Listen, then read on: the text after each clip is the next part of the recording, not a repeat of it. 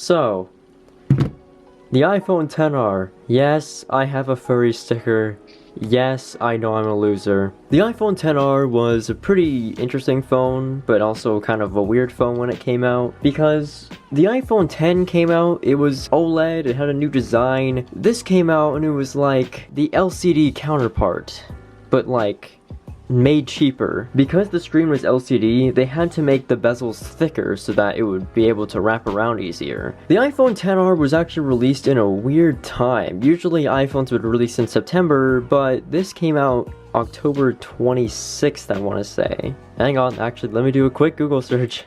I was correct, October 26th. It was released in such a weird time, and it had such a interesting design. It was not only LCD, but it wasn't even stainless steel on the edges. It was just aluminum. The XR released with iOS 12, and it still actually gets updates today with iOS 17. But seeing how it is 2024 now, I'm not sure how far it's going to be updated now. I will say this, battery life on the iPhone XRs nowadays aren't going to be that great because the phone is over 5 years old now. So if you are getting to buying a used iPhone XR, then I would suggest get one with a good battery, because one with 80% is not going to last you a whole day. Another thing about the LCD screen is that it was matching that of an iPhone 4, so it's not really the most crisp display, but it's also not that bad. This is also not the iPhone XR that I've had for years. I actually used to have a blue one, but then I traded it in for an iPhone 14 Pro. The old one was blue,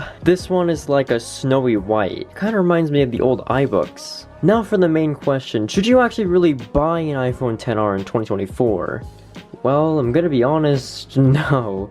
Because who knows how long this is actually gonna be supported for, and not gonna lie, the iPhone XR on iOS 17 is kinda like the iPhone 6s on iOS 15. But yeah, that's just my 2 cents on the iPhone XR. To be fair, I think a used iPhone XR for, I'd say they go for like $100 nowadays. It's pretty okay, but I would recommend something like the iPhone 11 Pro if you want good software support, because that's going to be supported for at least another year. But yeah, that's just my 2 cents on the iPhone XR. Thank you guys for watching this video. Happy New Year, and I will see you guys in the next one.